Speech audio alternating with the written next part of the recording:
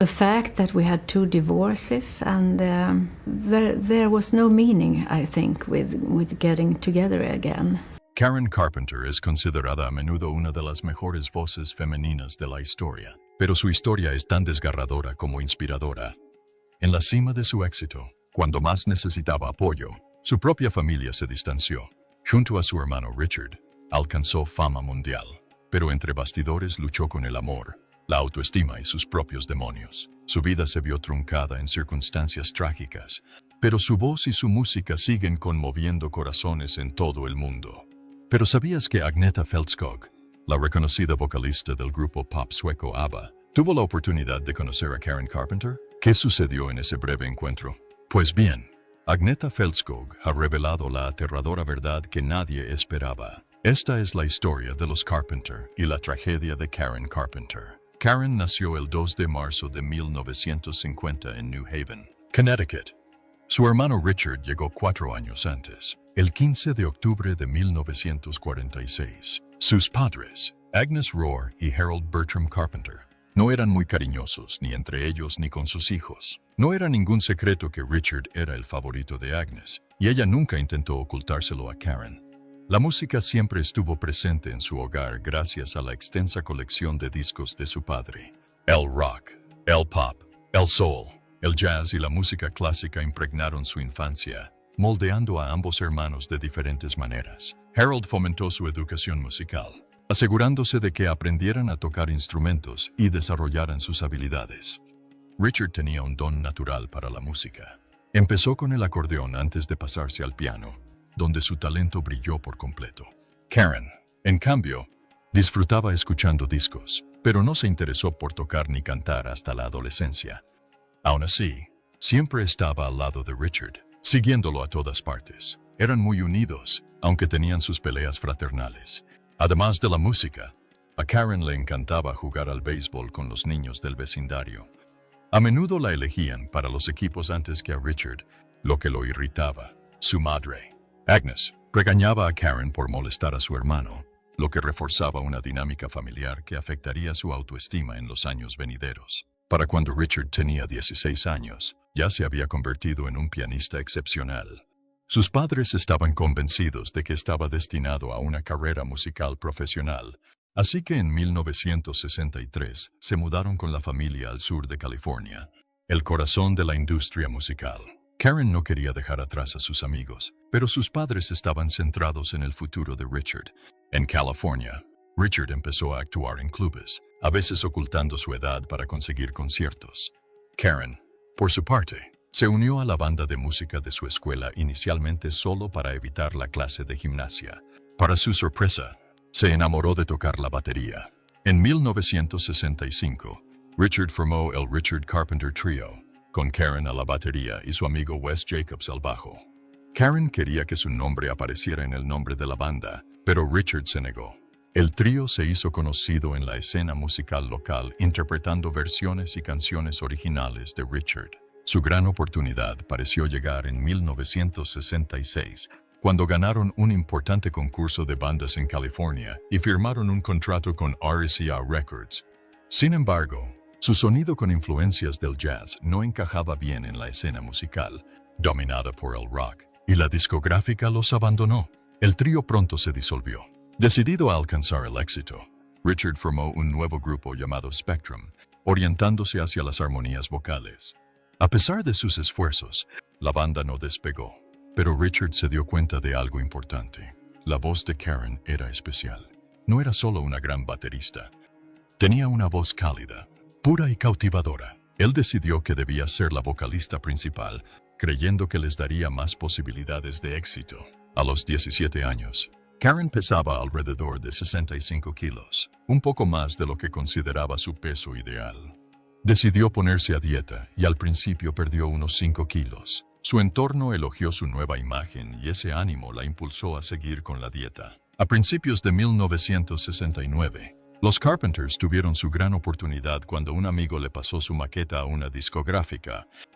Como Karen solo tenía 19 años y aún era menor de edad, sus padres tuvieron que firmar el contrato. El 9 de octubre de 1969 lanzaron su primer álbum, Offering.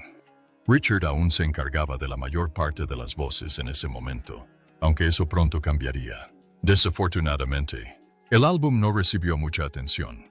Herb Alpert, casado con la cantante Lainey Hall, sugirió grabar una canción titulada Close to You. La canción ya había sido grabada por varios artistas, como Richard Chamberlain, Dionne Warwick, Dusty Springfield e incluso el propio Alpert, pero ninguno tuvo éxito. A pesar de algunas dudas iniciales, los hermanos siguieron su consejo y grabaron la canción, esta vez con Karen como única vocalista.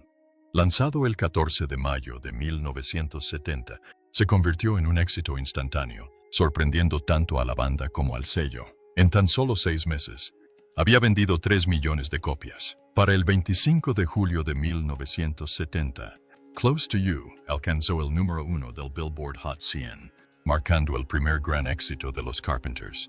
Más tarde ese año, Richard se topó con un anuncio de televisión sobre bodas que incluía una melodía corta y hermosa. Algo le impactó y decidió convertirla en una canción completa. Esa canción se convirtió en We've Only Just Begun, que los Carpenters lanzaron el 21 de agosto de 1970, solo 3 meses después de su primer número 1. Con tan solo 2 canciones, saltaron a la fama mundial y se hicieron millonarios en un año. Ambos éxitos aparecieron en su segundo álbum, Close to You, lanzado a finales de agosto de 1970, que fue un éxito rotundo. En noviembre de 1970, Richard decidió tomarse un descanso y fue a ver la película Lovers and Other Strangers. Durante una escena, escuchó una canción interpretada por la banda Bread y de inmediato vio su potencial. Pensó que si la grababan con su estilo, podría ser su próximo gran éxito. Y tenía razón. Antes de que terminara el año, Karen grabó For All We Know, que se publicó el 15 de enero de 1971. Una vez más, los Carpenters tuvieron un éxito rotundo. La canción alcanzó el número 3 en el Billboard Hot 100 y vendió millones de copias. Apenas unos meses después, el 23 de abril, lanzaron otro éxito, Rainy Days and Mondays, que alcanzó el número 2 en las listas. Poco después, le siguió Superstar, que también alcanzó el segundo puesto. Estas canciones se incluyeron en su tercer álbum, Carpenters, que salió el 14 de mayo de 1971. Este también fue el primer álbum en incluir el ahora icónico logo de Carpenters. Aunque Karen era la voz del grupo, pasaba la mayor parte de las actuaciones tras la batería, mientras que Richard y los demás músicos eran los protagonistas. A principios de 1971, algunos críticos y figuras de la industria cuestionaron esta configuración, y Richard se vio presionado a dejar que Karen tomara el protagonismo. A regañadientes, aceptó. A partir de entonces, Karen actuó al frente de todos sus espectáculos, no solo ocasionalmente. A medida que su presencia crecía, también lo hacía su fama. Karen empezó a eclipsar a Richard. El 19 de junio de 1972, los Carpenters lanzaron Goodbye to Love, un éxito rotundo que alcanzó el número 7 en el Billboard Hot 100.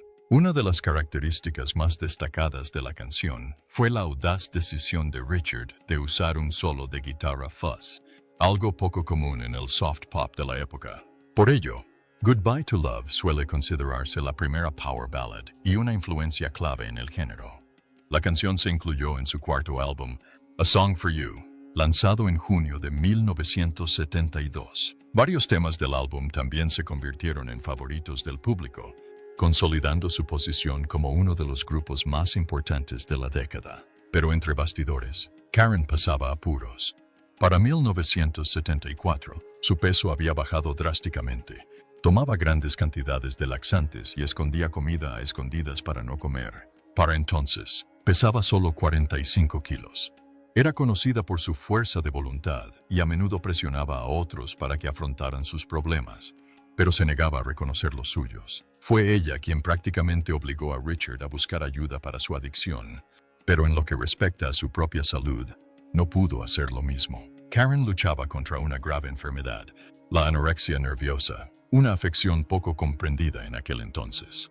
A medida que adelgazaba, intentaba disimularlo con varias capas de ropa, pero los cambios en su apariencia se hicieron difíciles de ignorar. A pesar del deterioro de su salud, ella y Richard siguieron actuando. Su sexto álbum, Horizon, Se lanzó el 6 de junio de 1975 e incluyó uno de sus mayores éxitos, Please, Mr. Postman.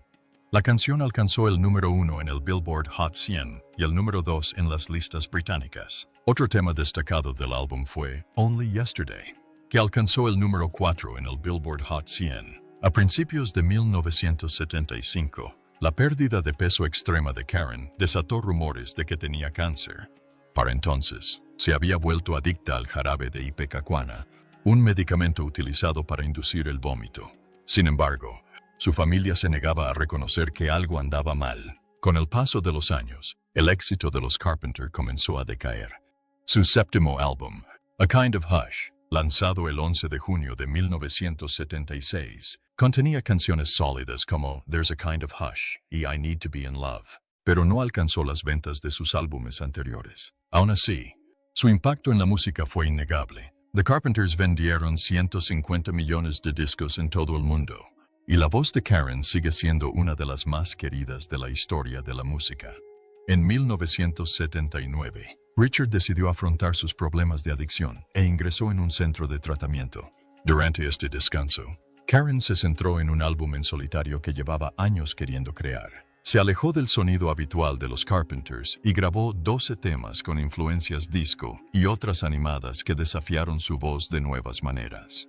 Ella estaba de acuerdo con el resultado, pero cuando compartió el proyecto con Richard, este reaccionó con indiferencia. Los ejecutivos de la discográfica también rechazaron el álbum y decidieron no publicarlo. El rechazo devastó a Karen. Sentía que solo podía cantar lo que Richard y la industria querían que cantara. Incluso Quincy Jones, uno de los productores más respetados de la industria, argumentó que el álbum sería un éxito, pero sus súplicas fueron ignoradas. La reacción de Richard fue más que una simple desaprobación. Fueron celos. Karen había triunfado sin él, y a él no le gustó. El álbum quedó archivado, y solo vio la luz en 1996, 13 años después de su fallecimiento, cuando Richard finalmente permitió su lanzamiento. Karen tampoco tuvo mucha suerte en su vida personal. Salió con varios hombres famosos, como Mike Curb, Tony Danza, Terry Ellis, Mark Harmon, Steve Martin y Alan Osmond. En público, solía decir que el matrimonio no encajaba con su ajetreada carrera, pero en privado le decía a su amiga Olivia Newton-John que anhelaba una familia, hijos y un hogar lleno de amor. Ese sueño nunca se hizo realidad. A principios de los 80, Karen conoció a un agente inmobiliario llamado Thomas James Burroughs, 9 años mayor que ella. Él la abordó en un restaurante, cautivándola con sus modales refinados y su porte sofisticado. Lo que ella no sabía era que Burroughs estaba en bancarrota y buscaba una solución a sus problemas financieros. La profunda necesidad de amor y conexión emocional de Karen la hacía vulnerable a las personas equivocadas. Así fue como terminó con Thomas Burroughs, un hombre que ya había dejado a su esposa cuando comenzó una relación con ella. Después de solo unos meses, le propuso matrimonio, y Karen, con la esperanza de finalmente tener el hogar y la familia que siempre había soñado, aceptó. Su boda se fijó para el 31 de agosto de 1980 en el Salón Crystal del Hotel Beverly Hills, pero pocos días antes de la ceremonia, Burroughs admitió que se había sometido a una vasectomía y no podía tener hijos. Karen estaba desolada. Quería cancelar la boda, pero su madre, Agnes, se negó, insistiendo en que era demasiado tarde. Los invitados ya habían reservado sus vuelos y las invitaciones ya estaban enviadas. Karen se había pasado la vida intentando ganarse el amor de su madre, y una vez más, dejó de lado su propia felicidad para complacerla. Ella se casó, solo para verse atrapada en una pesadilla. Burroughs malgastó su dinero en lujos costosos mientras la trataba con crueldad. Controlaba su vida, la menospreciaba y la destrozaba emocionalmente. Tan solo un año después, Karen se hartó y pidió el divorcio. Para entonces, su lucha por bajar de peso se había vuelto más extrema. Tomaba entre 80 y 90 laxantes cada noche y usaba medicamentos para la tiroides para acelerar su metabolismo. A pesar de que su tiroides estaba perfectamente bien, sus amigos más cercanos estaban profundamente preocupados, pero los padres de Karen desestimaron sus preocupaciones, insistiendo en que estaba bien. Creían que su dieta era un asunto privado de la familia que no debía comentarse. En 1978, dos de las voces más célebres de la música pop se cruzaron, Agnetha Fältskog de ABBA y Karen Carpenter de The Carpenters. Se conocieron en Alemania durante la grabación de un episodio del popular programa de televisión Star Parade. Aunque breve, este encuentro dejó una huella imborrable en Fältskog, quien posteriormente reflexionó sobre la extraordinaria voz de Karen y la profunda emoción que transmitía a través de su música. En aquel entonces, ABBA estaba en la cima de su éxito, dominando las listas internacionales con éxitos como Take a Chance on Me y The Name of the Game. Mientras tanto, The Carpenters seguían gozando de gran popularidad a pesar de los continuos problemas de salud de Karen. El episodio de Star Parade, emitido el 11 de mayo de 1978, contó con actuaciones de ambos grupos, brindando a los fans la excepcional oportunidad de ver a dos de las vocalistas más importantes de la época en el mismo escenario. Karen interpretó Top of the World y Sweet Smile, mostrando la calidez y la serenidad de su voz. Agnetha, conocida por su emotivo estilo de canto, se sintió profundamente conmovida por la actuación de Karen. Años después, en una entrevista, recordó el momento diciendo, «Pude sentir que su voz era especial. Es una de esas voces que realmente te encantan». Entre bastidores, Agnetha y Karen tuvieron la oportunidad de hablar, aunque la conversación fue breve. Karen era conocida por su voz suave y modesta a pesar de su fama, y quienes la conocían la describían a menudo como cálida y accesible. Agnetha también era conocida por ser algo tímida, sobre todo al conocer a otros artistas a los que admiraba. Aunque sus personalidades eran diferentes, Karen más reservada y dubitativa, Agnetha más juguetona y enérgica, compartían una profunda comprensión de las presiones que conlleva la industria musical. Ambas experimentaron la intensidad de la fama mundial desde muy jóvenes. Karen, junto con su hermano Richard, se había lanzado al estrellato a principios de los 70, mientras que ABBA alcanzó el éxito en 1974 con Waterloo. Para cuando se conocieron en 1978, ambos llevaban años lidiando con agendas apretadas, una intensa atención mediática y los sacrificios personales que conlleva ser artistas de fama mundial. Agnetha admitió más tarde que, si bien admiraba inmensamente la voz de Karen, percibía algo melancólico bajo su actitud amigable. Para entonces, Karen luchaba contra una anorexia severa, aunque muy pocas personas fuera de su círculo íntimo comprendían la magnitud de su enfermedad. La industria del entretenimiento de la época no era tan transparente con respecto a la salud mental y los trastornos alimentarios, y se esperaba que Karen mantuviera su imagen a pesar de sus dificultades. Para Agnetha, quien también enfrentó las presiones de la fama y luchó contra la ansiedad años después, la historia de Karen resonó profundamente. Cuando Karen falleció en 1983 con tan solo 32 años, Agnetha, como muchos en la industria, quedó desconsolada. Más tarde habló de lo trágico que fue que alguien con semejante talento hubiera sufrido tanto entre bastidores. En 1981, en contra de la voluntad de sus padres, Karen buscó ayuda profesional y viajó a Nueva York para recibir tratamiento con el psicoterapeuta Stephen Levenkron, experto en trastornos alimentarios. Después de varios meses, invitó a su familia a una sesión y les contó la gravedad del estado de Karen. Luego les pidió que le dijeran a Karen que la amaban. Richard y su padre lograron decírselo, pero Agnes se negó, e incluso regañó al médico por llamarla por su nombre. Para septiembre de 1982, Karen ingresó en el Hospital Lenox Hill de Nueva York, donde recibió nutrición intravenosa. El tratamiento la ayudó a recuperar algo de peso, pero años de inanición ya habían debilitado su corazón. Los meses siguientes fueron agotadores para Karen, física y emocionalmente. Dio una última actuación el 17 de diciembre en la Escuela Buckley de Sherman Oaks, California. Luego, el 1 de febrero de 1983, se reunió con Richard para hablar sobre una posible gira de carpinteros. El 3 de febrero, visitó a sus padres para finalizar su divorcio de Burris.